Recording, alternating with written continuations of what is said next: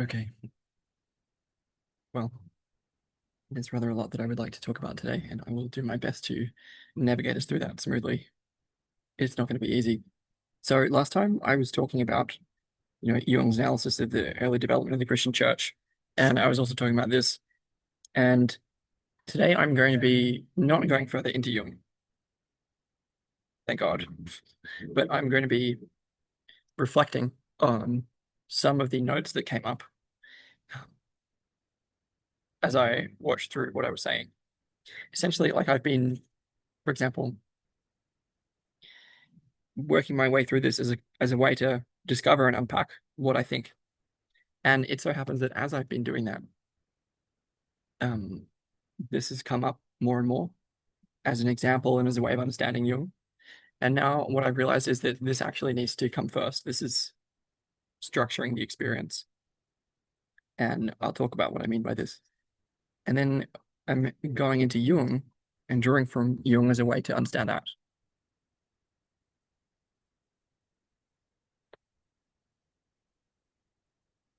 Again, I might just do that now for the sake of clarity. This is a two-dimensional representation of an experience. And so it's a symbol. And what's written there is one becomes two, two becomes three, and from the third comes the one as the fourth. And basically, what I'm talking about is a reappraisal of Christian symbolism in the light of the third millennium. And I'll unpack what I mean by that. Briefly, the four also correspond today with Vervaeke's four ways of knowing, so propositional, procedural, perspectival, and participatory knowing. And I'll unpack what I mean by that as well. So,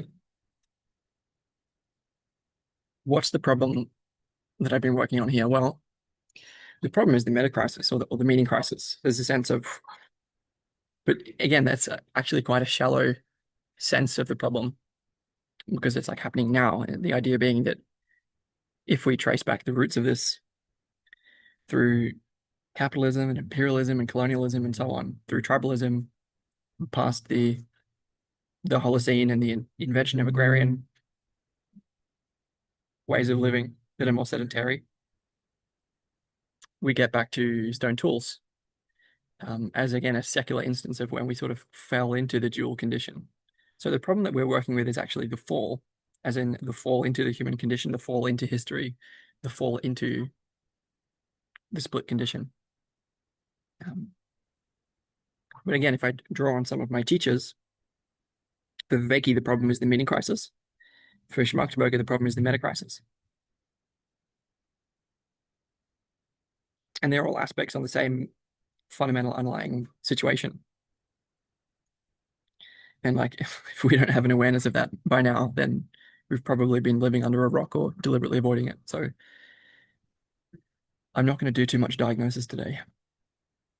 Now, in terms of prescription, and again, part of the reason for hesitating here is because framing it in terms of problem and solution and diagnosis and prescription is actually part of the problem itself, because it reduces things to the level of two-ness or duality. And that's actually part of what we're seeking to take a different perspective on.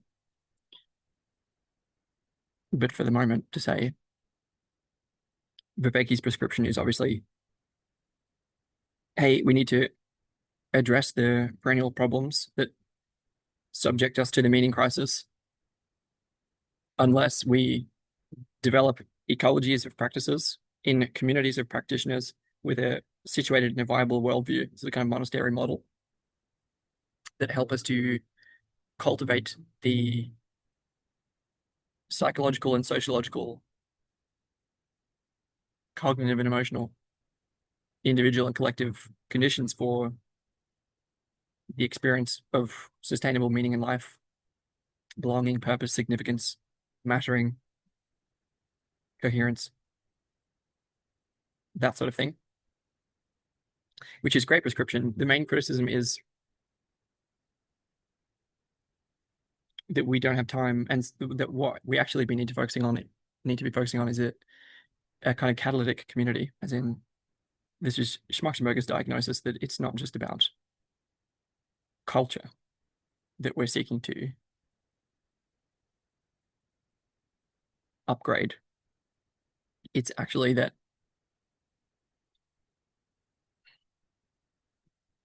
yeah, the metacrisis is a pretty deep problem, and it's not just in culture. There's a economic crisis, geopolitical crisis, environmental crisis, as well as cultural crisis. And we need to have a sense of how all that is interconnected and differentiated from each other if we're going to adequately redress that. And very briefly, that we then, again, from Marvin Harris, infrastructure level, social structure level, and superstructural level, and then triage transition and long term, where I'm kind of focusing on top layer, the social structural layer, and then trying to offer something which isn't just triage, but also transitional long term in terms of culture. And that's what this is.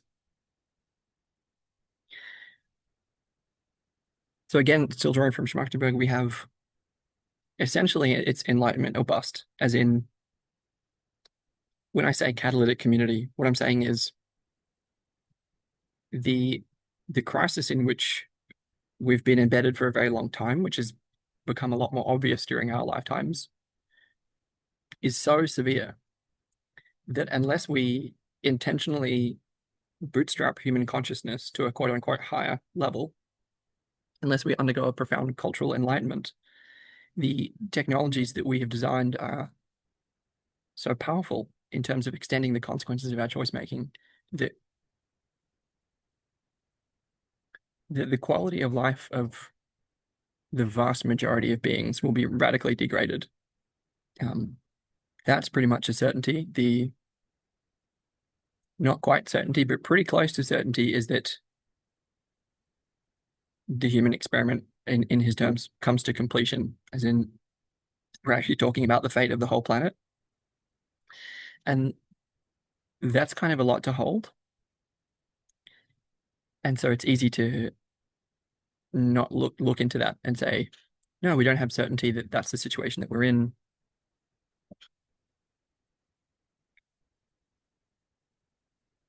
But I think if we're honest with ourselves about a proper situational assessment,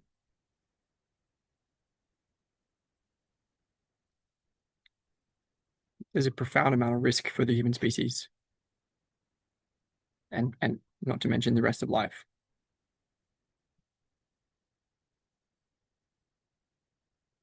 And I'm quite comfortable to take that as a prescription for the need for enlightenment or bust, with extinction itself being a strong, if secondary, motivator. Because we've been shooting for enlightenment the whole time, and just because we're conscious of the metacrisis doesn't change the carrot that we're chasing in a way. It just makes the stick behind us a little bit bigger. So that's Vervaeke and Schmachtenberger. Then very briefly,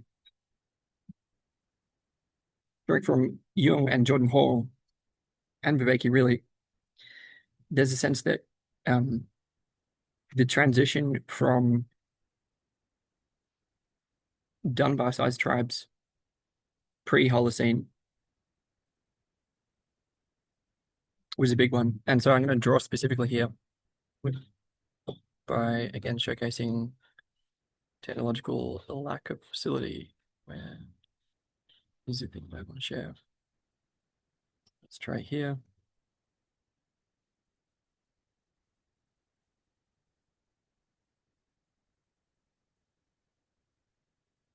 This one, there we go. Sorry. I'm going to quote this from Jordan Hall's essay, The DAO Moment, from 2022. I'm just going to read it out. So we've reached a long-awaited point in the unfolding evolution of the Bitcoin blockchain crypto Web3 ecosystem, the DAO moment. In its simplest form, the DAO moment is the point at which the Web3 ecosystem turns its full attention on the problem space, sometimes known as governance or coordination. More esoterically, it's the moment when the evolution of Web3 shifts from an unconscious game theoretic causal biological process to a conscious evolutionary process. The timing of this moment is fortunate because as we, humanity as a whole, are currently beset by a pantheon of wicked problems, the Metacrisis, problems like ecosystem collapse, the accelerating breakdown of social and political coherence, and the event horizon of exponential technology. These are wicked, both because they represent world historical risk, i.e. they're very important, and because they're strictly insoluble using our current problem-solving toolkit, i.e. they're very bad news. Historically, humanity has made use of three different tools and their various admixtures to solve problems. The first, oldest and primary, is our indigenous form of collaboration. We might call it the group, tribal, or team mode. It involves a relatively small group of people working together closely, combining their different perspectives, knowledge, and capacities to become capable of solving problems much greater than any could have individually. This tool is powerful and forms the foundation of all human problem solving. However, thus far, it's been limited in its ability to scale. As anyone who's built a team knows, as you add more people, things get more and more complex. Keeping 5 people coherent is much harder than keeping 2 in real collaboration. And even world-class teams tend to break down somewhere between 40 and 150 people. The other 2 tools more or less emerge to help us scale coordination. Institutions and markets. Institutions are formal, hierarchical, and bureaucratic. They can usually scale to tens of thousands of people and have tremendous capacities for solving and managing many different kinds of complicated problems, like sending a man to the moon and back, and extracting, refining, and distributing gasoline around the world. They also have a set of known limitations, most notably that they become bloated and corrupt as they age, and that they cannot perceive or address complexity, and therefore invariably produce many externalities in their operation. Samuel Berger has been thinking and writing lucidly about institutions.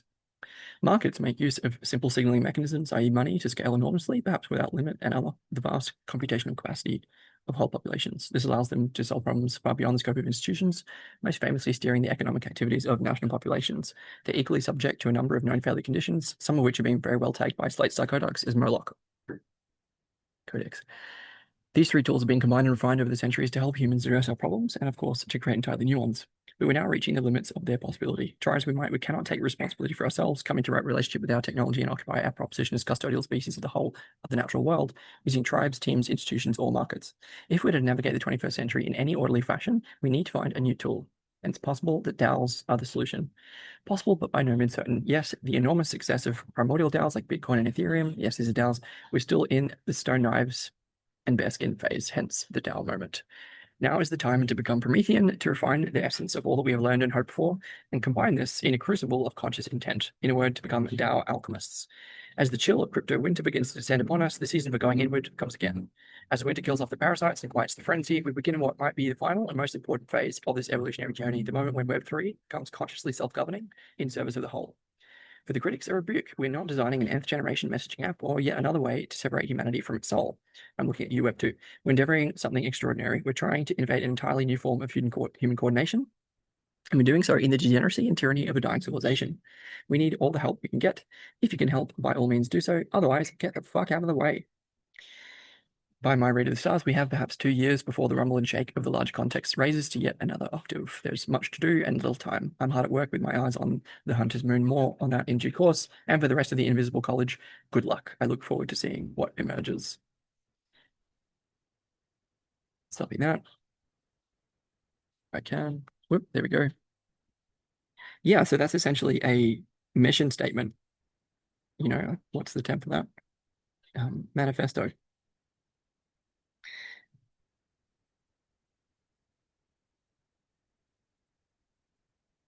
So we can't solve the problem using just small group coherence. We can't solve the problem using institutions. We can't solve the problem using markets. We need to design self-governing DAOs to do that. Well, that's one way of responding to that problem.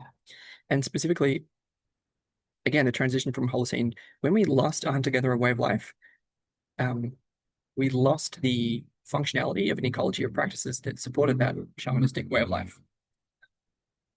It involved, let's say, a prototypical version of the ecology of practices and a facility with symbols, including an imaginal way of experiencing the world, a tendency for the deification of women and feminine symbolism. I'm talking about Great Mother religiosity, although I think I might argue just from here that there's obviously a great broad range of religiosity, and we want to be able to appreciate all different forms of that.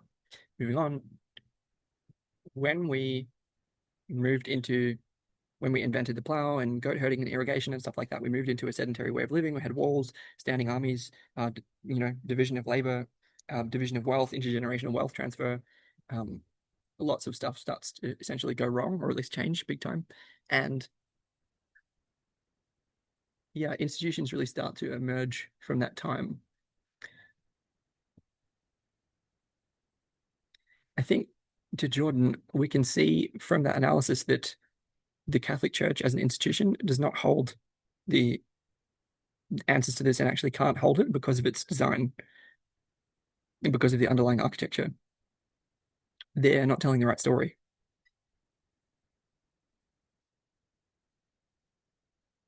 And so from Vervaeke here, what we can see is what we're trying to do is restore some of the functionality that we can recover of the prototypical ecologies or practices that structured our access to the numinous, our religiosity, pre-Holocene, so before institutions.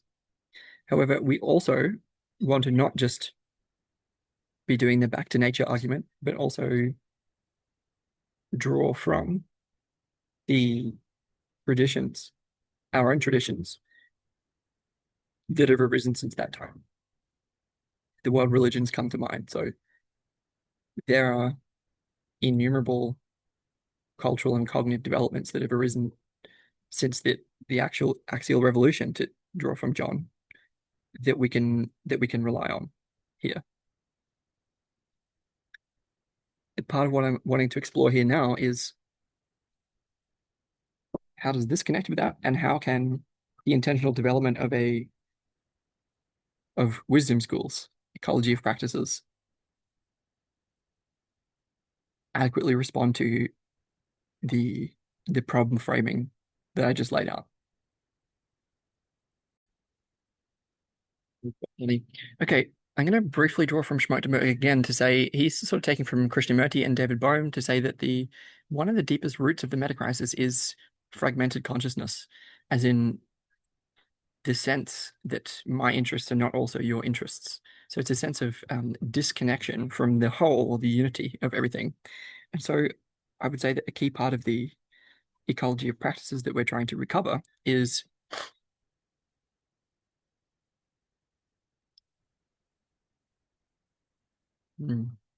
derived from the functionality of symbols and their participatory essence, where by participating deeply in symbols, we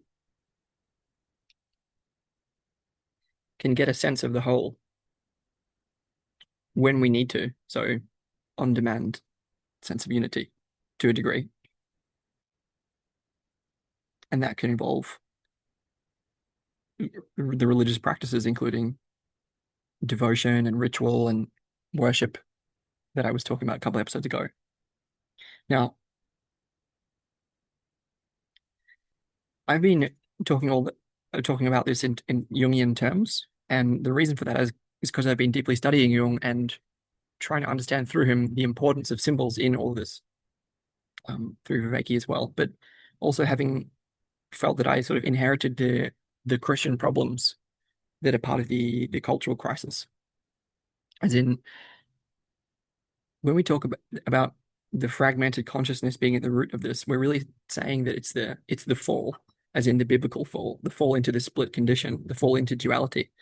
And for me, a secular version of that is, and I've talked about this at length, when we invented stone tools, because it deeply changed our relationship with the natural world in a way that created this huge split between the mimetic sphere and genetic sphere by breaking the co-selection dynamics between groups of humans with their stacks of technology and coordination protocols, and led to ecological overshoot by those groups of humans in every ecosystem on the planet. So the metacrisis kind of started at that point. But I'm saying that we actually fell into the dual or split condition at that time, and that later elaborations of that split, including walls, the invention of walls, and also the invention of nuclear fission, as in splitting the atom. They're all later adumbrations of the same split condition that is a religious or spiritual problem. It's not just a cultural problem, it's not just an aesthetic problem, it's not a psychological problem. It's an ontological condition that we find ourselves in, and it's only by redressing things at that level that we can continue to follow the way, as in the way through all of this. For me, that has looked like growing up in a secular way and having inherited Christian culture, because it's in the atmosphere, but not as a churchgoer. What do I do with something like, for example, in 2020, a Latin phrase in a dream appeared to me, and I translated it as there is a cross deeply within and the quality of being of a cross. There is a cross deeply within and the quality of belonging to a cross. It's called the Latin event, which I've written up if people are curious. But what do I do with that as a secular person? It didn't say deeply within me, it just said deeply within. And so what I've come to understand, partly through Vervaeke's work and so on, is that these archetypal symbols have a numinosity which is embedded in them that form the roots of, that structure the roots of what religion is about. The idea being that sacrament can give us access to numinous experience,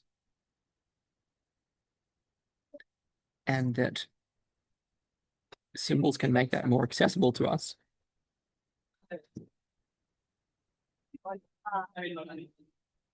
But also that these symbols naturally emerge from the depths of our being. So the idea is something like Christianity, as it has been conceived over these many thousands of years, does not have a monopoly on the symbols that it sacralizes.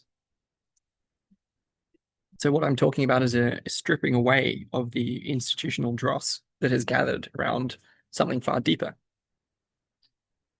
And that's happening in the wake of the third Christian millennium and the split between Christ and Lucifer has been tearing us apart for several thousands of years. That's a kind of theological, metaphysical take on how the Christian culture has inherited the split condition. And we don't really have time for that to continue. We have to take that seriously and redress that properly. Okay. So when I was dwelling with all of that as a problem, this experience came up. And again, this is a representation, and I'll create other ones. But yeah, one becomes two becomes three, and from the third comes the one as the fourth. This opened up like a Zen koan to it opened up from one into two, and from two into three, and from three into four, and then closed down again from four to three, and three to two, and two to one over the course of a day. But it also opened up into an emergence from the depths and an emanation from the heights. And I'm trying to understand what to make of this and designing in these terms, or in terms of this, in a way that I think can be helpful to others. And what I mean specifically is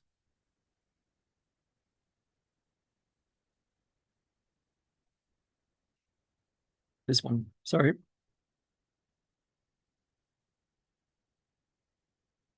yep, the core of the ecology of practices in community of practitioners is intentional practice. So the idea is to create an ecology of practices that can be delivered in workshop form, weekend form, week-long form, multi-week-long format, retreat format.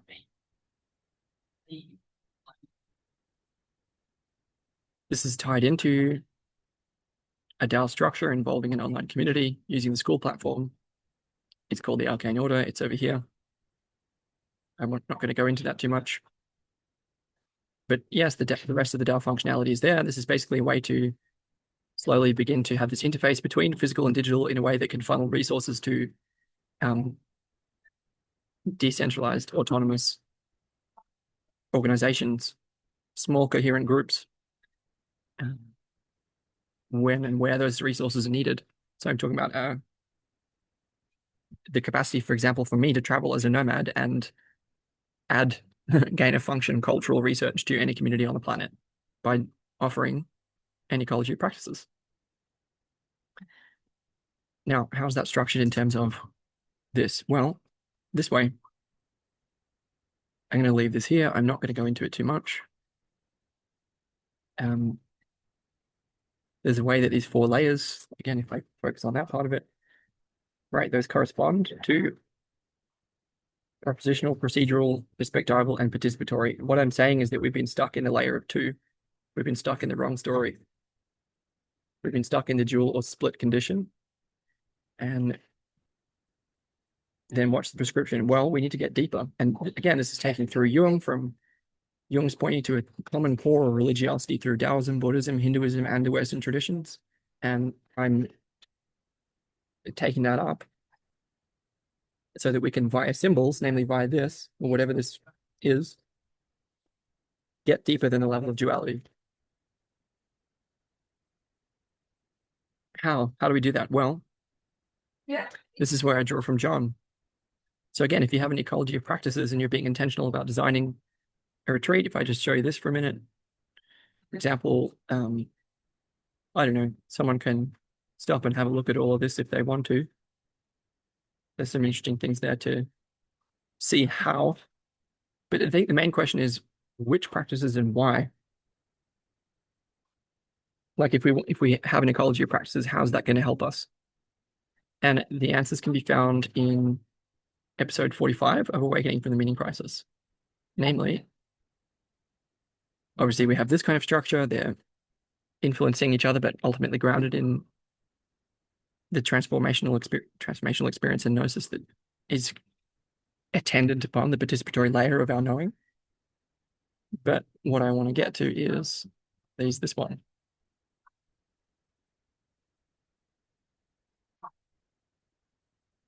People should be able to see that. I am screen sharing. The point here is in recommending that people watch episode 45 of Awakening from the Meaning Crisis. Is one of the more complex episodes, but one of the most rewarding. Talking about involving proleptic development, so aspirational development, into the purpose of an ecology of practices in a monastery model. So not just practicing for the sake of practicing, but practicing for the sake of realizing the catalytic community, which is designed to bootstrap human consciousness to the level required to solve the problems that beset us. The idea that is best done in groups and involves specific types of practice for specific reasons.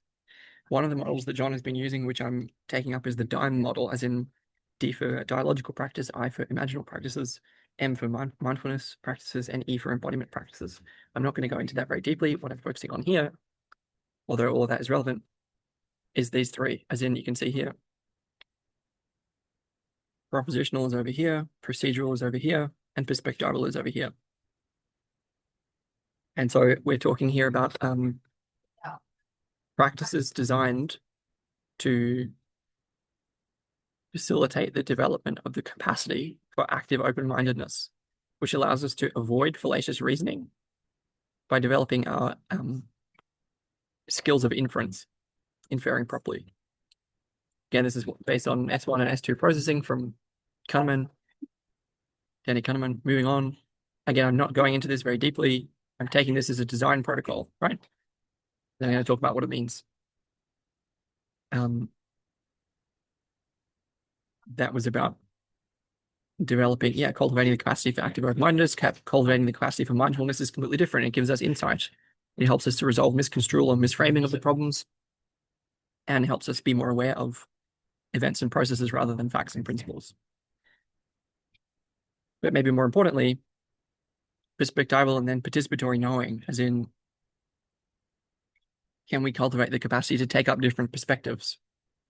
When we can do that, then we can, avoid egocentrism, try and avoid autodidacticism a little bit more, as in learn from other people. I mean, I've been trying to show how I've been doing that, and definitely I'm doing this with a team of other people. It's not just me. So, I mean, it is here, but this is the place for it. So I'm going to leave this here.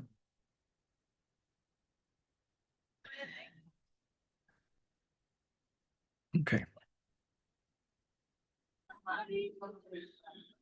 So the invitation is to pause at this point and absorb everything that's been said so far, because that is essentially structuring a a pretty relatively concise summary of a diagnosis and prescription and like how I'm actually going about um yeah developing a retreat with other people that can redress some of the cultural lack that we see. Um, not exactly by engineering and designing, although those attributes are included, but more about facilitating the emergence of a natural phenomena from the depths of being. For me, it's structured in terms of this, but the idea is to take this into shared experience, like co-creative experience. Um, what I'm going to draw from here is some of the inferences that came, the insights that came, reflections that came after the last episode in talking about the early development of the Christian church and the essentially internalization of feminine worship from the actual woman to the soul in Jungian terms. The reason I'm doing that is to try to answer the questions: what is the relevance of the feminine symbolism to this whole process? How does that tie into the functionality of perspectival and participatory knowing? And what is the relevance of the questing or adventuring process that we see in, for example, the Knights of the Round Table?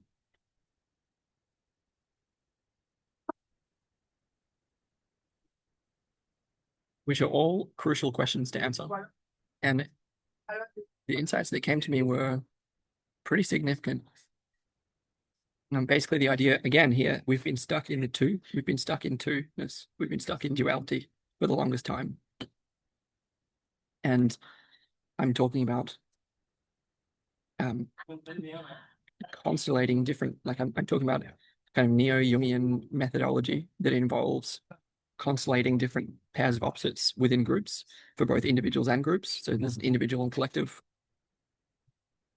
polarity structure, and constellating those pairs of opposites so as to then take a witnessing perspective on them, but then also participate in them fully, which has to do with again, this is going to take from John here just to say that the whole purpose of perspectival knowing is that we can step back from, so for example, if I really need some coffee or some water, then I see the world thirstily. So this is like stepping into a perspective and seeing the world in that way. But unless I cultivate the capacity to step out of that, then I'm sort of wanton in the sense of being wantonly led around by all of my different affects.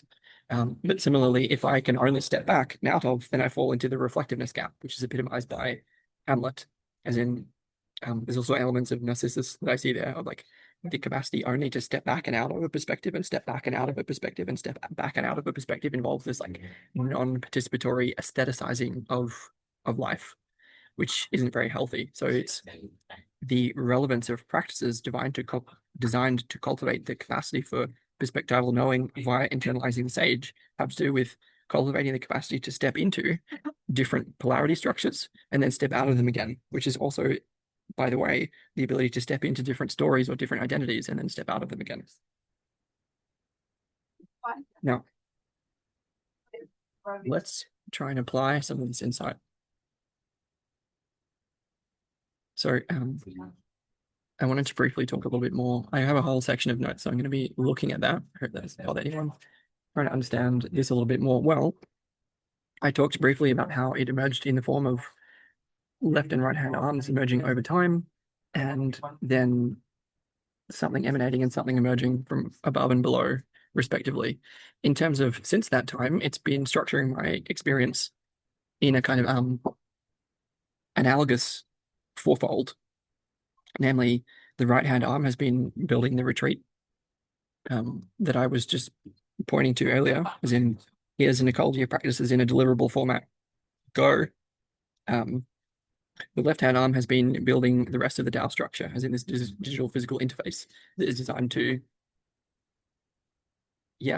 support emergent community and nomadism, but not just nomadism. I mean, there's a lot. I'm not going into that the arcane order today. I'm leaving that to the side. It's also been structuring my experience in an inner way, which I correspond to the lower arm. And what I mean is it's been bringing up different pairs of opposites within me, constellating different polarities. The most spectacular of which was a confrontation with the shadow that I navigated through.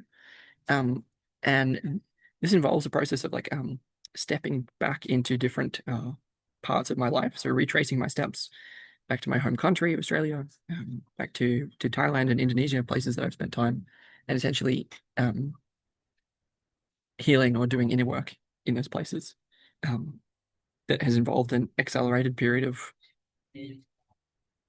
psycho-emotional development, cleaning up in Wilbur's terms. Also a bit of growing up. And that has been driven by this. There's a way that it's a natural self-unfolding phenomena that I am a vessel for. That's simply my experience. I mean, I'm definitely making choices too. So, and finally, the upper hand arm has been the emergence of like I would say work with the subtle body, or I might leave it at that. It's work that feels far more. I mean, people start using the language of energy, which I don't necessarily want to buy into, but it's not so much the language of healing and psychology. It's more about participating in something more collective. That's the feeling that it has anyway. But my intention isn't to talk about that today. I'm taking that whole elaboration, and then I'm saying that it's a hyperdimensional object, which is a naturally emergent phenomena that has been structuring my experience in terms of these four arms that I've named. I'm then taking that into a shareable format, and here talking about that in terms of understanding the condition that we're in, which is a pretty good take on. Again, you could regard propositional knowing as the top. Theorizing, understanding, philosophizing. This is an upper quadrant of a process. That's what we're up to today. Okay, but also in terms of last time, so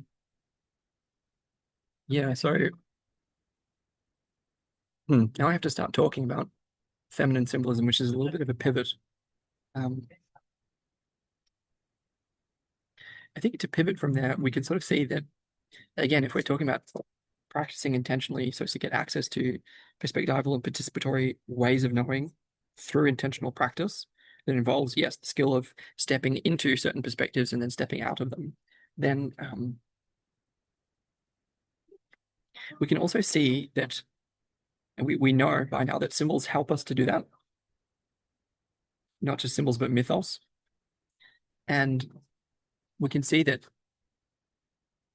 feminine symbolism has been showing up for a very, very long time. I think I'm going to argue, I haven't argued yet, but I will with reference to Eliade and Eric Neumann and Gary Clark and Durkheim, for one, Jamie Wheel and other anthropologists, that the feminine is tied to religiosity. So there's a way that cultivating the capacity to take up the perspective of the soul and deifying the feminine, I feel, at the roots of religiosity. I'm not going to defend that argument here. I'm simply stating that that's the case for now. But we can see that there's an importance of feminine symbolism, and I'm trying to explore why. How does that fit in here? I think the best way to do that is systematically, which is the way I like to do things. I'm going to read out each of the notes that I have and then comment on them. So in episode 17, I asked, what's the relevance of the questing or adventuring process that we see in this? So basically the Knights of the Round Table, what they're always up to is they're after something, right? They're after the Holy Grail. So there's this, again, the Holy Grail is this like the cup that Christ's blood was spilled into and the cup that he drank out of at the Last Supper. It's a feminine symbol. The knights as embodiments of spiritual purity and the epitome of kind of medieval Christian development. They were always after this Holy Grail.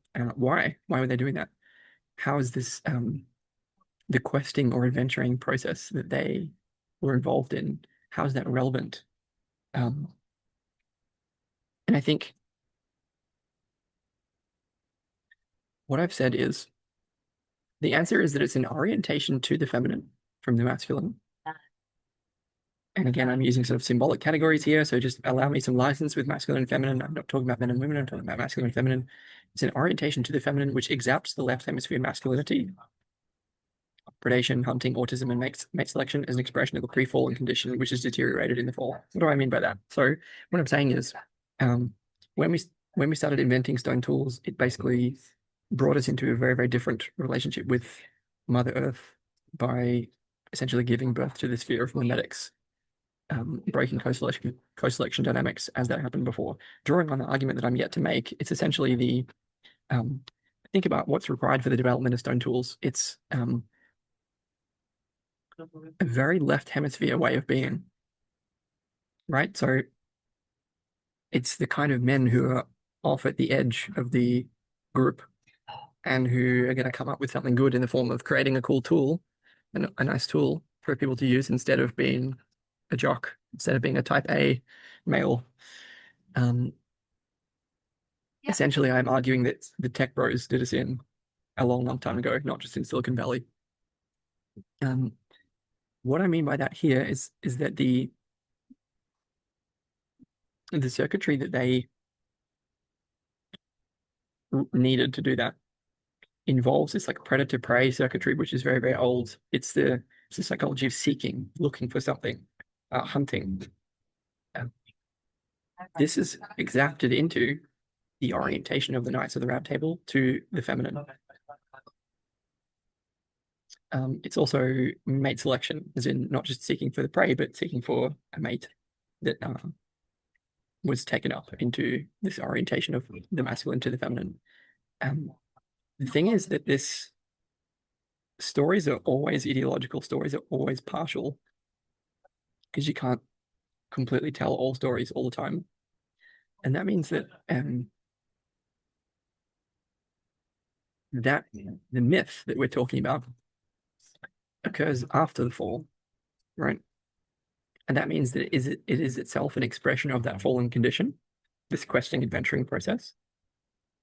And the way that it's an expression of that fall is that it traps us in the insecurity of not having, as in, if we're always seeking, if we're always looking for the Holy Grail, looking for the feminine and not finding it, then we're sort of stuck in that. And I think not recognizing that actually we are the Holy Grail, and there's a non-completion of a self-reflective and self-developmental loop, which is involved there. So specifically, if we're always looking for the feminine and not realizing that our own development is that which we're seeking, that we are the Holy Grail that we're seeking in a sense, this has to do with an absence in the practice of stepping back into reflection, right? So if we're always stuck in a certain story, namely the story of the questing, then we're always oriented from the feminine to from the masculine to the feminine. So it always ends up being about saving the princess. And this is an expression of, what some people call patriarchy, in the sense of saving the princess in that context is actually like treating the actual woman as a symbolic object. Namely, she becomes a symbol of our own spiritual quest and how we can not commit the sin of lust by falling into temptation, and instead use her presence in an objectifying way as a symbol to become more spiritually pure by seeking the Holy Grail. This actually ends up being an expression of the fallen condition, but also expresses genuine virtue. And what we're going to be looking into further is how those can be derided.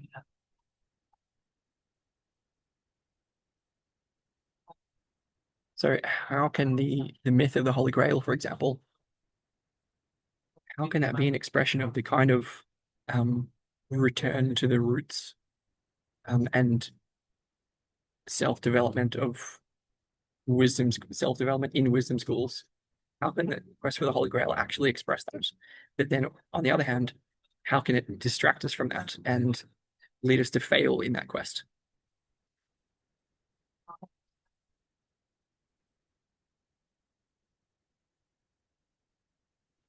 I think that the main quote that I want to draw from here is Rumi, "Woman is the light of God." Woman is the light of God. And there's a way I think that if we don't take that seriously, then we can be very distracted as to what's really important. So if I go a little bit further, um, when the masculine exalts the feminine from out of humility, when the masculine exalts the feminine from out of humility, then it gains access to sustainability and mystical experience. Whereas when the masculine tries to save the feminine out of hubris, it sets boundaries in the wrong place and ends up exalting itself out of pride. Okay, what do I mean by that? I'm going to unpack this a little bit. So part of the work that I've been doing is disentangling masculine and feminine energies within myself. What do I mean by that? Well, the masculine runs into the temptation of setting boundaries around the feminine. This stems from the um, differentiation of cultural roles that stems from the agrarian revolution, where um, women were inside sort of preparing the food and looking after the home because the men were the only ones with upper body strength to pull the plow that was used a lot to create a surplus of resources that led to a lot of babies. And essentially I'm saying that was silly. And why was it silly? Well, because what the masculine should be doing is setting the boundaries around the outside, as in against the wild animals and other things that want to ruin the tribe, not by building walls, for goodness sake, but by developing strength. That's where masculine boundaries should be. But when they're put around the inside, again, around the woman and child, then we get tyranny and oppression and like that patriarchy, essentially. And so disentangling the masculine in that way looks like masculine recovering sovereignty, which means self-sufficiency, which means sitting with oneself and being comfortable with the emotions, frankly, that come when one stops trying to manage other people and protect and provide and keep them safe, but instead concerns oneself primarily with oneself first, then enters into relationship. For the feminine, it's that the feminine can set limits for itself rather than relying on the masculine to set limits. And that kind of corresponds to the masculine integrating the feminine within itself and feminine integrating the masculine within itself so that they can be in more sustainable relationship. And that's kind of what I mean by if the masculine is, always saving the princess by slaying the dragon, this is a kind of quite hubristic way of relating. I mean, this is drawing on a postmodern critique, which is kind of like, hey, maybe the princess actually doesn't need saving. I mean, go watch Shrek if you want a different take on that. The observation being when men get stuck in that particular story, trying to save the feminine out of hubris, it actually sets the boundaries in the wrong place. It tries to set the boundaries around the woman, who is again related to as a kind of symbolic object of, which is actually the masculine actually wants to raise itself up as something that to exalt itself because it feels insecure. And it probably feels insecure because we already killed all the wild animals. And so I think we need to recover a stable intertribal conflict in order to recover that. I won't go into that more here, but basically that questing is an expression of hubris, which is actually about exalting oneself as the hero, as the quester, and it's coming out of pride that I am the hero that can rescue the maiden, right? And if we can instead invert that perspective and instead of hubris come out of humility, then we can exalt the woman as such, where she's not just venerated, as in the Western tradition with Mary, where Mary isn't taken up to the same level as Father, Son, and Holy Spirit, but is instead regarded as a saint, but not elevated to that degree. If we can instead actually sacralize the feminine, then I think I'm going to argue that we get access to more sustainable genetic lines, as in that's how men can further themselves by honoring the woman. Is that not obvious? But also culturally, if we tell those kind of stories, we're more likely to survive. For example, just by honoring the mother and child in cultures that don't do that, unlikely to survive for very long. But also not just the woman with children, but the woman as such. Would that be too much to ask? But then also, if we take again the feminine as a symbol of the soul, and as a symbol in the deeper sense, rather than in the shallow sense, then we also get that the proper relationship of masculine to feminine, being one of humility, also gives access to mystical experience, as in it's by adhering to the limits set by women and by the feminine.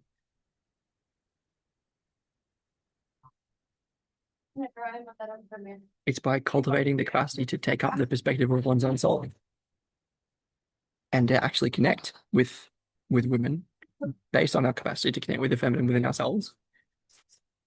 I think our access to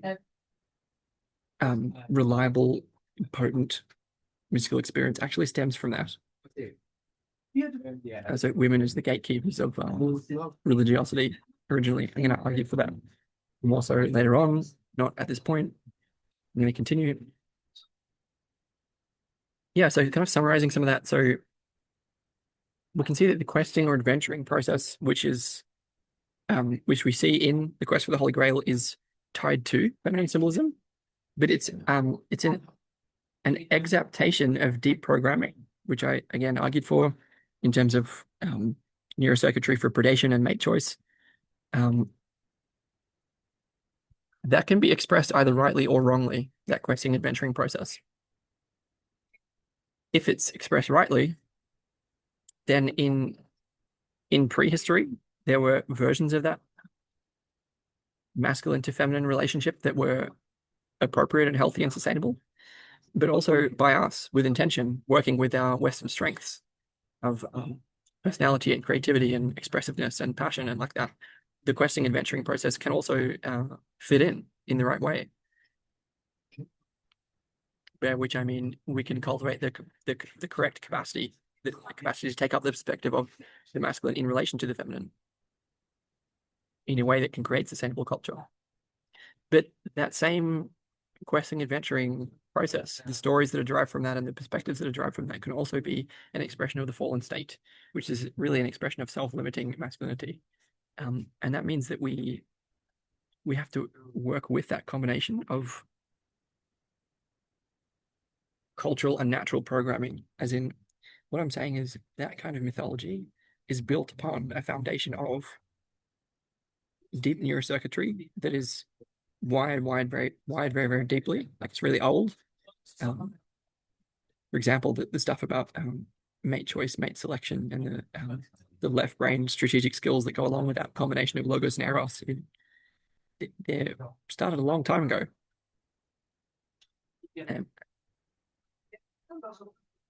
Like what I'm talking about is we lived in groups for 7 million years or so, and at least, and men have been strategizing for a long time about how to get with girls in that context, and that's not a problem necessarily. And that sort of that natural tendency was taken up into very ancient cultural mythologies that were then perverted after the fall. So again, we're talking about debriding that and then separating one out from the other. So yes, we want to work with that combination of cultural and natural programming, but retain the capacity to take up the feminine perspective within us. As in, the problem with that mythology is that we only relate from the masculine to the feminine, and we don't recognize that we actually have to take up the feminine within us as well. And I'm arguing there that that also has to do with the relationship between 3 and 4, masculine and feminine, perspectival and participatory knowing, creative and receptive, logos and eros. And so if you kind of write those down and map that out, it'll be easier to get what I mean. Again, I'm talking about the problem of 3 and 4 here. It's about getting our propositional, procedural, and perspectival skills and capacities all in alignment such that we can take up multiple different perspectives, namely, in this context, the perspectives of masculine and feminine, creative and receptive, logos and eros, such that we can not only relate to the feminine, but actually take up the feminine within us. And if within the perspective of the feminine, we actually receive, again, I'm making a little argument here. I'm connecting feminine with receptive at the moment, drawing from the I Ching, and masculine and creative. We don't have to do that. We can also create from the feminine, right? We can see how creativity and self-expression is really tied to the feminine, that we actually want to be in that perspective in order to co-create with others. I'm saying that we need both of those perspectives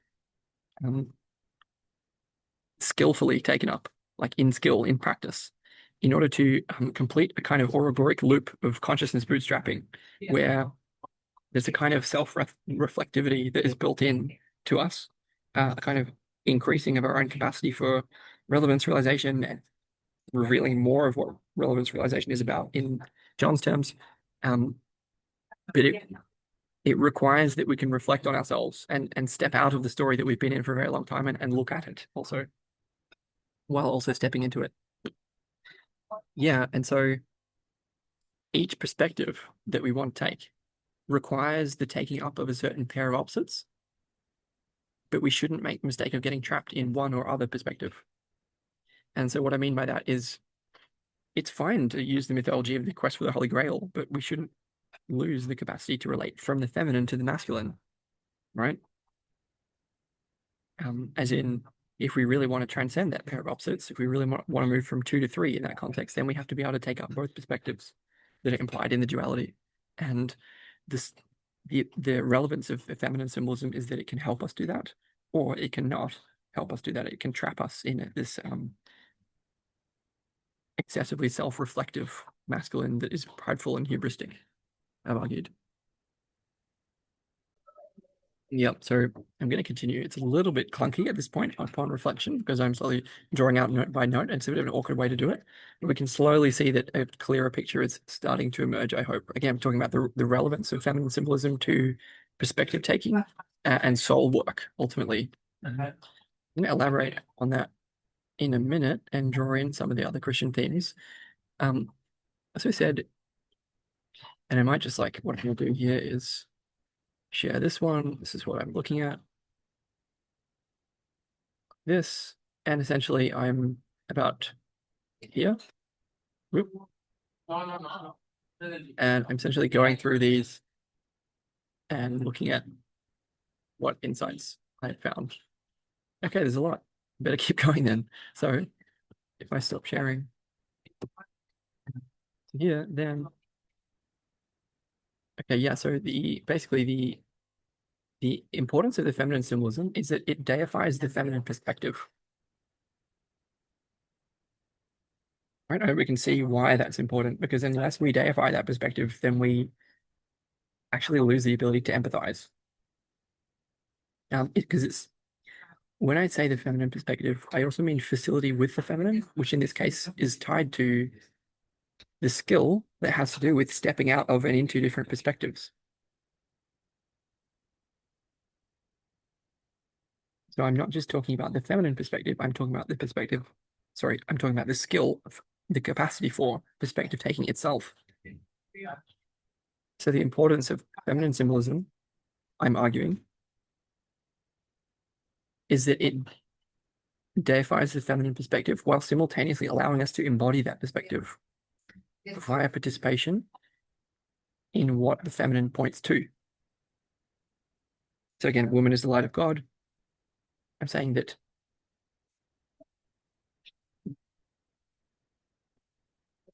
again, anything that we can define is an aspect of God. So panentheism, everything is in God, but God is in everything. And that means that the feminine is not equivalent to God, but it's an aspect of God. And it's an aspect of God that I'm arguing should be deified and placed highly. And the reason for that is that it doing so, I'm suggesting, allows us to embody that perspective via participation in what the feminine points to. So let's say the feminine is mother, just for the sake of argument. I'm saying that by taking up the perspective of the feminine within ourselves, we actually allow for the emergence of God.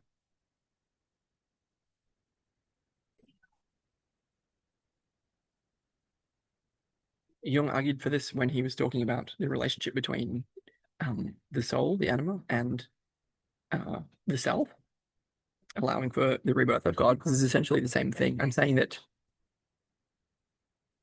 saying for me that there's an obvious connection between the capacities for perspective taking and participatory knowing and feminine symbolism.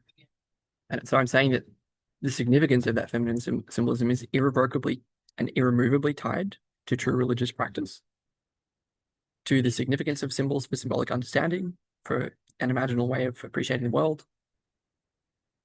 It's tied to perspective taking, to embodiment itself, to numinosity, to creativity, to the divine double, in John's terms, taking up the perspective of the soul, to the imaginal, to seeing imaginally, and to the process of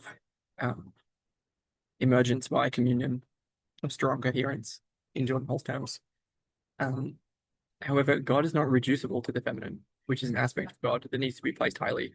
So I'm saying that by deifying that perspective and cultivating the capacity to take it up, we deepen our facility for communion, for allowing God to emerge through us.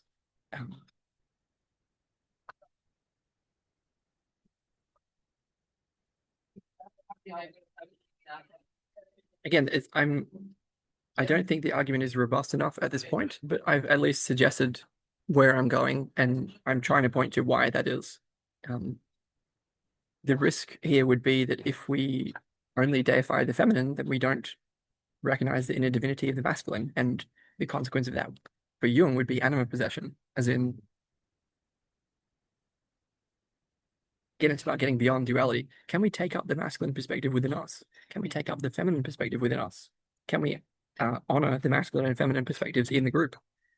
The facility with all of this is required for moving beyond that duality to get to the interesting place, which is between and beneath all those perspectives that I just named. Okay, moving on. So in terms of the Knights of the Round Table, basically, the greater the faith of the Knights of the Round Table, the more deeply they can participate in the symbol that they worship. And therefore, the greater their spiritual virtue, and therefore, the deeper the embodiment of their faith. And therefore, the deeper the equivalence between themselves and their Holy Grail. So the more, the greater the faith of the Knights of the Round Table, the more they actually become that which they worship, namely the Holy Grail. And essentially that means, as they do that, the more total is their alignment with the source of life. And I said, hence the more complete the directedness of their energy through the gates of their development. There's a way that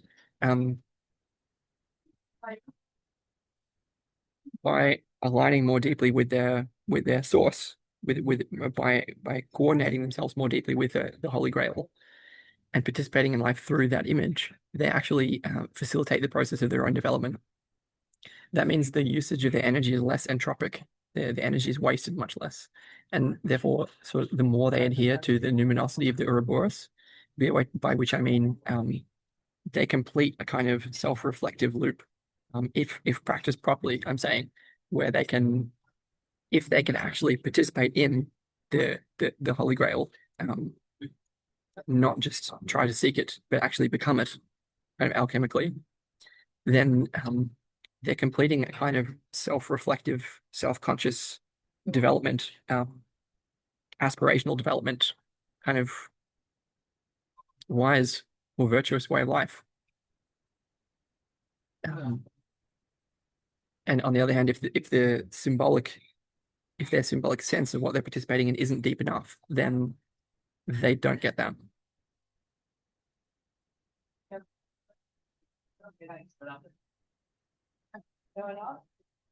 We talked a little bit about the Grail, but also the tower is taken as a symbol of the church. And again, I'm saying that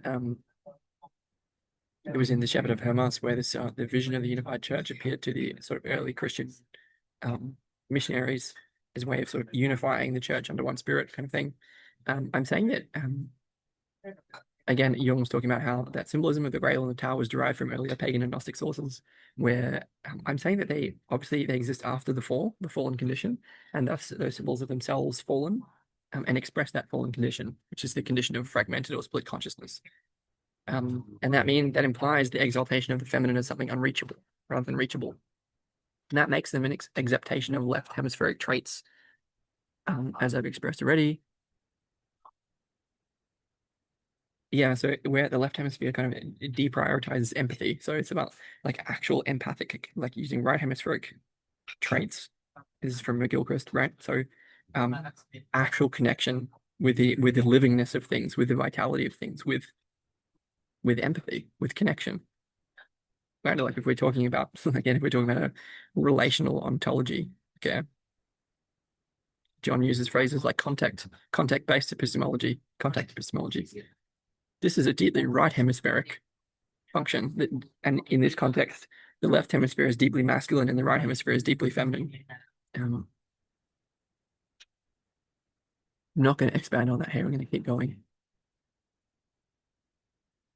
Yeah. So if we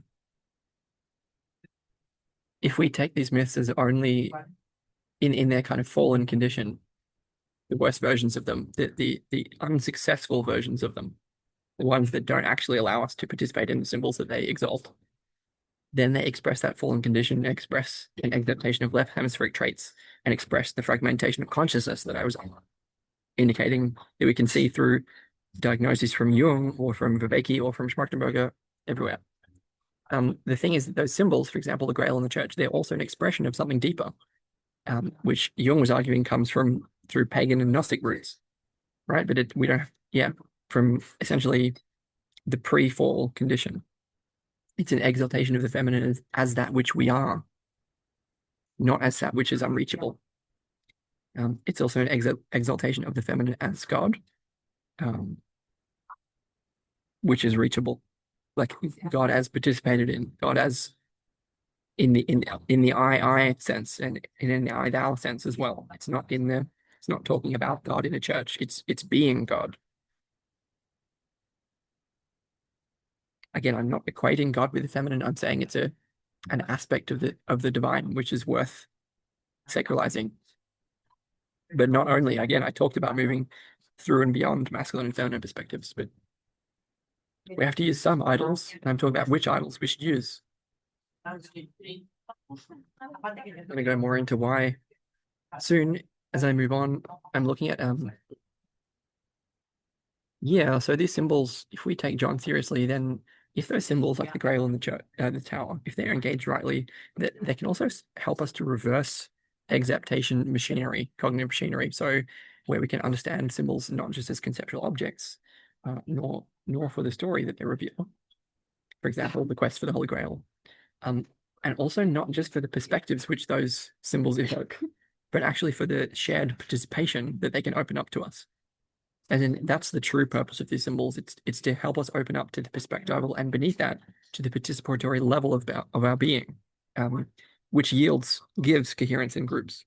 I'm saying that these symbols both emerge from and point to the level of our being, which is about shared participation with the earth and with each other and with ourselves, deeper contact with ourselves, with each other, with nature, and with the divine. And feminine symbolism, rightly understood, gives us all of that.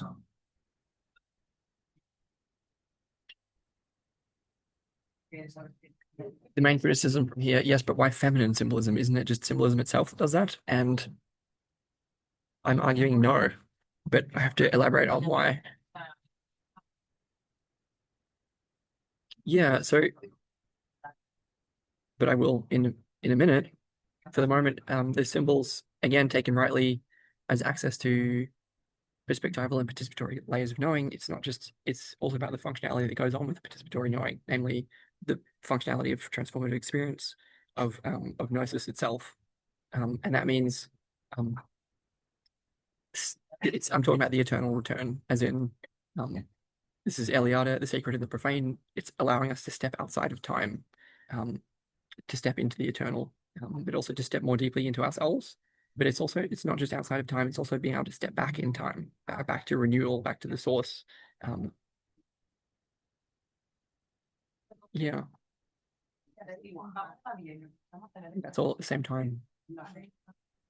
I want to keep going. There's a couple of trade-offs that we have to talk about here. So there's obviously, John talks about trade-offs between exploring and exploiting, as in this is a hill climbing and valley crossing thing, where it's like, do we go explore a new environment or do we stay here and be in the environment that we're already in? These are hugely consequential choices, for example, for groups of humans. Or a different example is like a squirrel. Do I stay and eat all the nuts that I've gathered, or do I go seeking new nuts? There are risks either side. Um, if the human group in a valley stays in that valley, it might run out of food and they all die. But if they go exploring, they might find nowhere that's good and also die. So these are choices that matter. Um,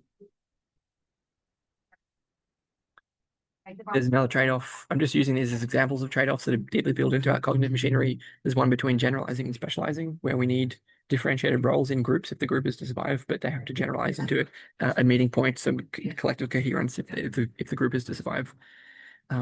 There are other perspectives that have to do with, for example, Jung talks about the balance between inner and outer worlds.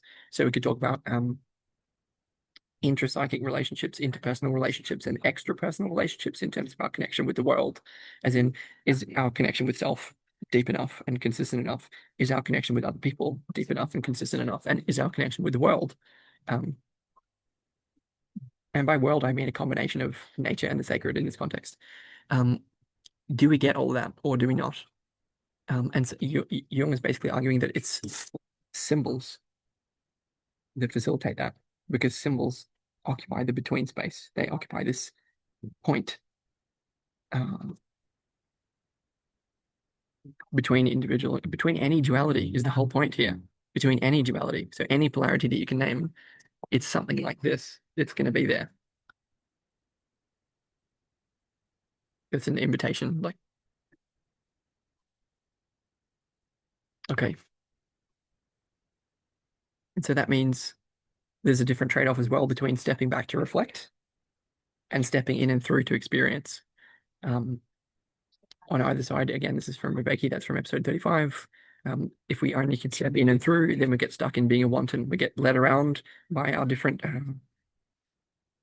experiences, or we get stuck into an obstacle of being, for example, only being able to see one side of an issue, because we're stuck in one perspective. But the stepping back can help us to step out of our perspective and get a viewpoint on it. And that can be turned into specific skills, which are, again, being designed into a retreat format. But again, that comes with the risk of Hamlet, which is only being able to step back and reflect, and continuing to do that doesn't lead to agency or functionality in the world, which means we need this trade-off between stepping back and out and stepping in and through. That should be all quite clear. And that means that dissipation in the symbolic unlocks this balancing between different opposites, specifically through the practice of multiple perspective taking within an ecology of practices. Again, so we're talking about optimizing propositional knowing, procedural knowing, and perspectival knowing through the development of active open-mindedness, mindfulness practices, and perspective taking. And that unlocks the central point, which is the level of transformative experience, the experience of unity, um, the experience of shared symbolic understanding of the world, the experience of gnosis in a shared context and in group context. That's communion. That's what sacraments are really about. That's the root of true religiosity. There's a good argument for that in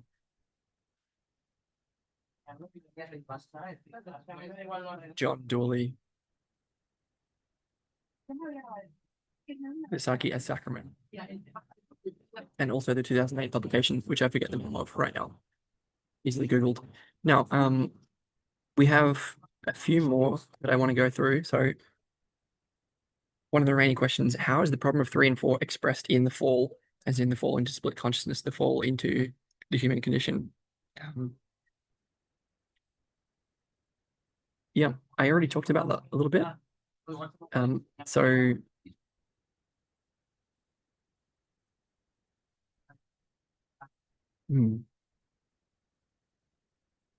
So the fall is a developmental step, as in one becomes two, as in from one, we fall into two-ness. This is a progression, it's a development at that point. But the problem of 3 and 4, as I've talked about, is itself an expression of the split condition. So the problem of 3 and 4 is another way of saying that is the problem of the metacrisis. It's the problem of split consciousness. It's the problem of duality. It's a very old problem that is showing up very deeply and profoundly at the moment. And expressing it in terms of the problem of 3 and 4 is both expressive of that fall and attempts to reverse engineer a way out of it, out of duality. And again, I've diagnosed it as implicating the development of consciousness in the kind of cultural fragmentation that came from stone tool creation. It's one of the deepest tendrils or threads of the diagnosis. And that essentially indigenous wisdom was invented so as to cope with that. As in, there's the game theory of if one tribe starts to develop and use stone tools in war, for example, then all the tribes have to start doing that, and we get an arms race on weapons technology and blah, blah, blah. That's what leads to ecological overshoot and wisdom, indigenous wisdom that emphasizes the values in the right-hand column that I talked about in episode 12 basically involve restraint. And essentially what I'm saying is, yes, but more wisdom, to use Charles' terms. We need to understand how to properly bind the techne that we're using with the appropriate amount of psychotechnologies. Again, episodes 12 and 13 and 14 are pretty good expressions of that whole story.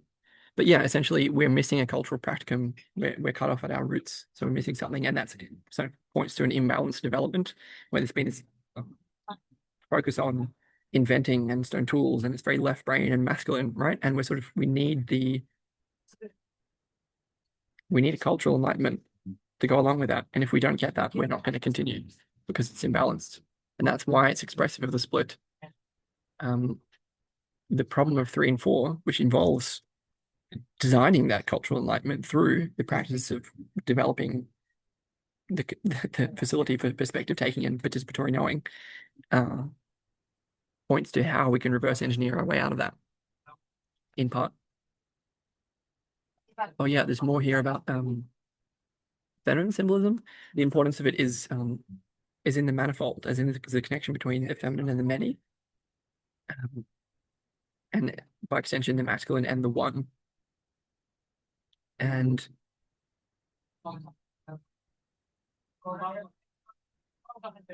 yeah, so what I've drawn here is that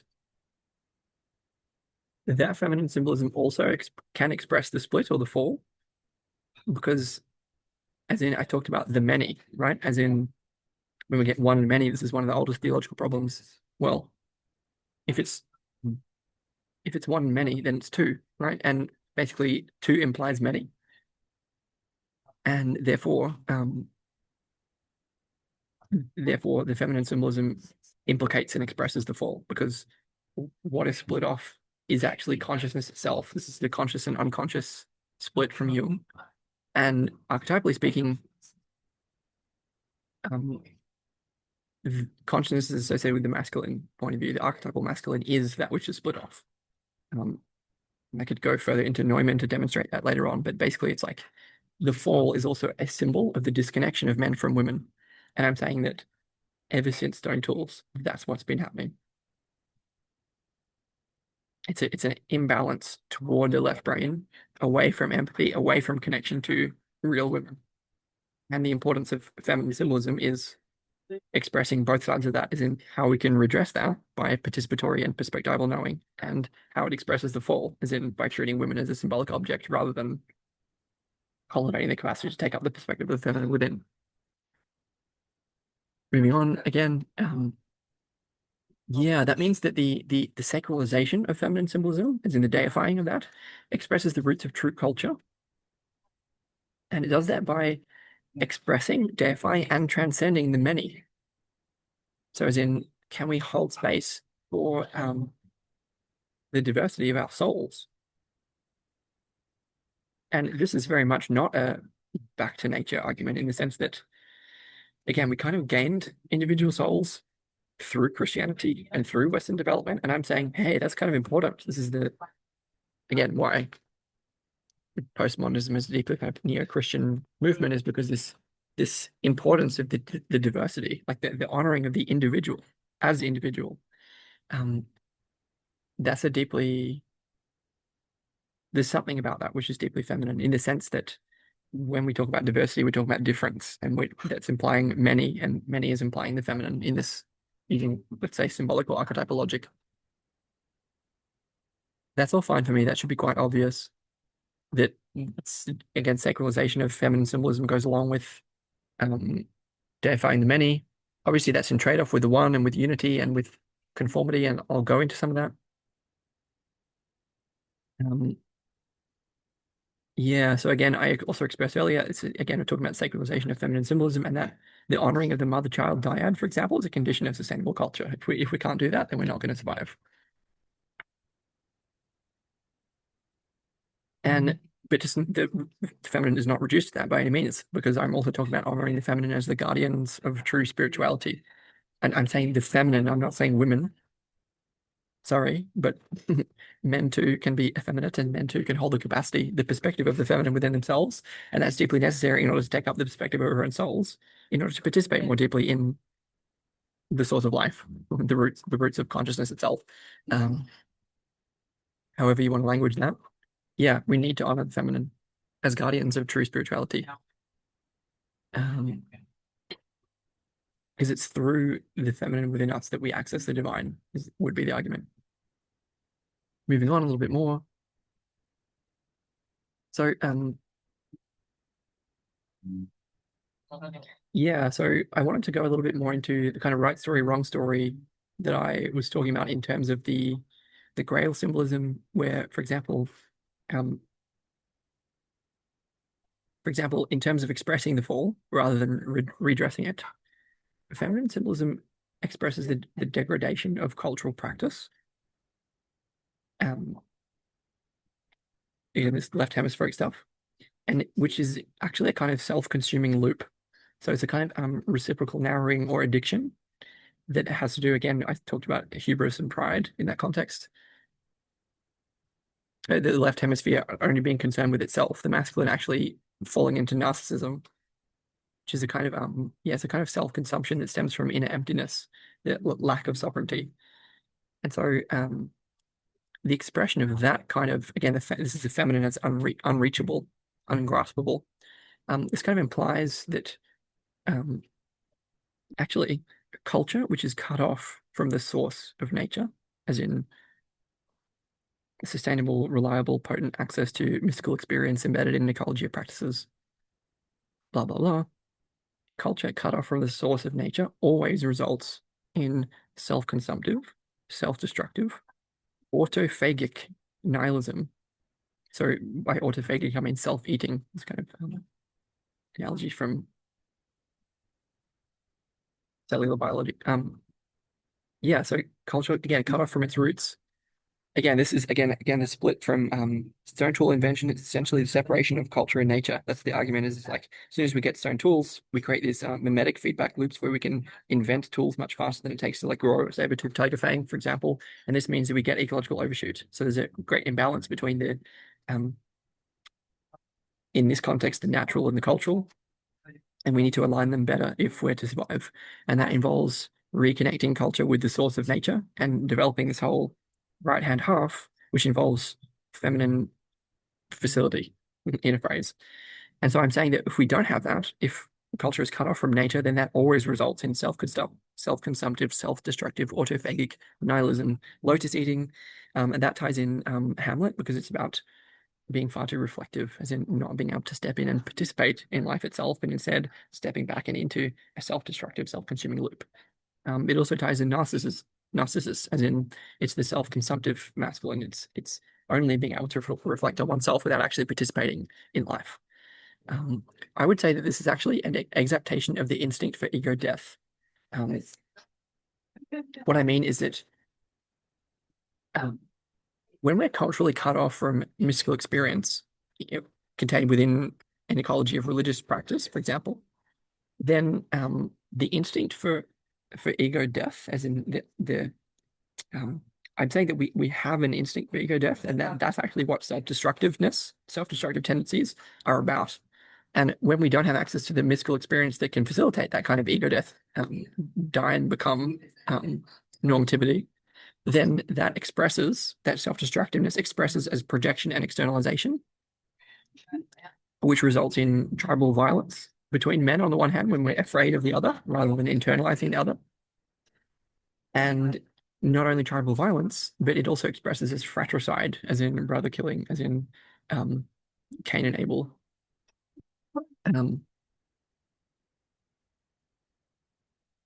Yeah, there's lots of examples of that, but Thor and Loki comes to mind, but that's Cain and Abel is a pretty biblical one. Why not? Yeah, and so this is basically a manifestation of fear of the unavoidable other rather than immersion in that other. It's Nietzsche's looking at the abyss rather than swimming in the abyss. It also expresses not just a fear of the unavoidable other, but also as self-destructive tendencies, as in it's a kind of literalism or fundamentalism which comes from our cutting off from symbols themselves. As in, what I'm saying is, if our tendency for self-destructiveness, which is actually supposed to be directed at the ego within mystical experience, if we're cut off from that mystical experience, we take self-destructive tendencies literally and end up essentially being suicidal, or essentially being autophagic, as in like literally self-destructive rather than destructive of the ego, which is what it's supposed to be about. It's a kind of literalism or fundamentalism which results from our being cut off not only from symbolic understanding of things, but from mystical experience. I talked about that at length. Yes, and so what I'm saying is that a misalignment between nature and culture, eros and logos, life and form of life, or energy and form, always results in nihilism, and that nihilism is basically a symptom of the end times. That should all be quite clear. And so I'm saying essentially all culture which relies on the problem-solving mechanisms which are now out of date are ultimately going to result in an inability to resolve the perennial problems, resulting in nihilism. And so that we actually need to create these the DAO structures that Jordan Hall is talking about if we're to establish the basis for meaning in life. I think in this context, I would see the participation in the Catholic Church as a kind of regressive form of burying one's head in sand comes to mind, because we need to understand the necessity to reinvent those institutions respectfully, but also with situational awareness. I think, criticized by creating was Mr. Fuller's quote.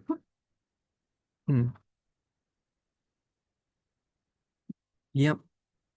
Just to kind of gloss on what I was saying earlier, the relevance of feminine symbolism in practice is to help men adopt the perspective of the feminine, both within themselves and in the tribe, so as to relate to the feminine from the masculine in the right way, within themselves, intrapsychically and interpersonally as well. And that results in the honoring of their own souls, and therefore unlocking the creativity and cognitive flexibility required for participatory experience, sustainable culture, and for the emergence of God, which is essentially communion at the source. That should be quite clear. Yeah, the inhabiting of the feminine perspective, so the taking up of the feminine perspective, is also required to properly hold space for the inner child. So this is about deep IFS work, parts work, inner child work. Basically, taking up the feminine perspective is required to hold space for the divine child, the inner child. And that's because the inner feminine is what brings the empathy, relationality, and safety required for the inner child, and its qualities, including innocence, playfulness, spontaneity, that connects us to the mythology of the divine child, as in it's from out of inner child work and expressing from that place that we can realize or fulfill the imagery of the divine child, as we can allow that process to reflect through us. And that means that I'm arguing basically that the integration of masculine and feminine perspectives are required for access to that place. The place from which the divine child can manifest itself in the world through our own perspective taking. Yeah, where essentially feminine symbolism and the perspective taking that it facilitates serve as a bridge to participation in the divine. The connection between feminine symbolism and perspective taking is that feminine symbolism relates to the feminine within and the feminine without. And its connection to that I think, like, I see a connection between the feminine within and the feminine without, and perspective taking itself. As in, I'm saying that the feminine is at the core of empathy. And like I'm saying that there's an inherent connection between relationality and femininity. And I will flesh that out later on in reference to Neumann and Eliade and others, Gary Clark. But at the moment, I'm just stating kind of where I'm coming from, the connection between relationality and femininity. This would put the archetype of the masculine as kind of silent, stoic, hunter type. Yeah, so again, the integration of masculine and feminine perspectives are required for access to the perspective of the inner child, the divine child, where feminine symbolism and the perspective taking that it facilitates serve as a bridge to participation in the divine. Yeah, I mean, the divine child as the self in Jungian terms. This is the fourth. The symbolism of the divine child is connected with the fourth layer. Moving on. Yeah, so feminine symbolism is also a sacralization of all that's represented by that archetypal category. So it's the category of the four in terms of 3 and 4. And so that means that feminine symbolism also involves it's a symbolic association with things like the body, the unconscious, the void, non-being, and also the incarnate life rather than the disincarnate spirit. And this helps us orient toward and sort of swim within that void, which may otherwise evoke rejection, kind of abstracting spiritualization, along with fear and horror. And so feminine symbolism is sort of an antidote to all of that.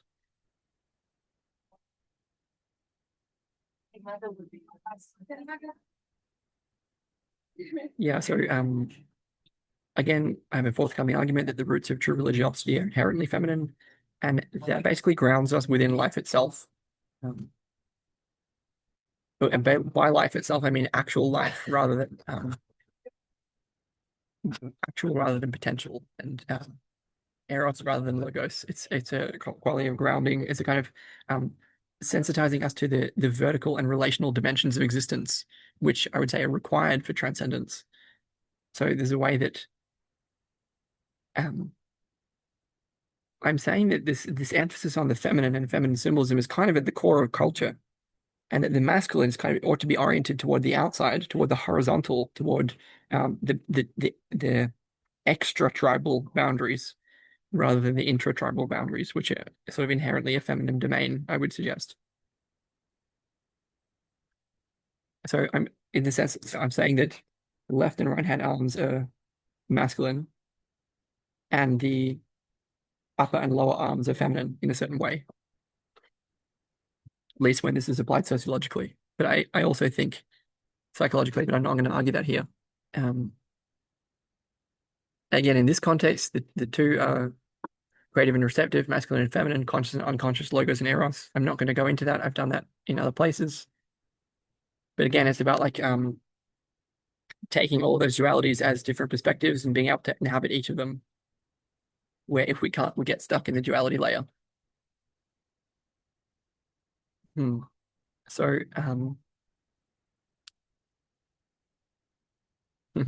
if I move on a little bit more, yeah, so I talked about the feminine symbolism as tied with embodiment. And so I'm also talking here about deeper incarnation, as in the sacralization of this life, this body, this identity. Deeper incarnation of embodied centers of awareness. I'll actually show you an image of what I mean, if I can find it. Yeah. Visible. There, it's pretty visible. Not really. You can just see that there and there. So I'm talking about centers of awareness, namely the solar plexus. It's actually the solar plexus in their throat, but I won't go into it here.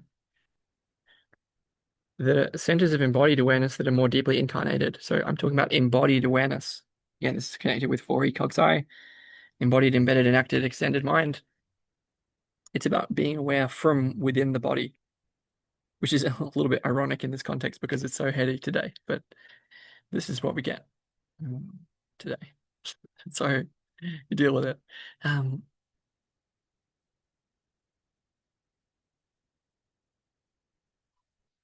just pausing for. Okay, so I've talked sort of at length about feminine symbolism here in terms of this diagnosis that I've been working with.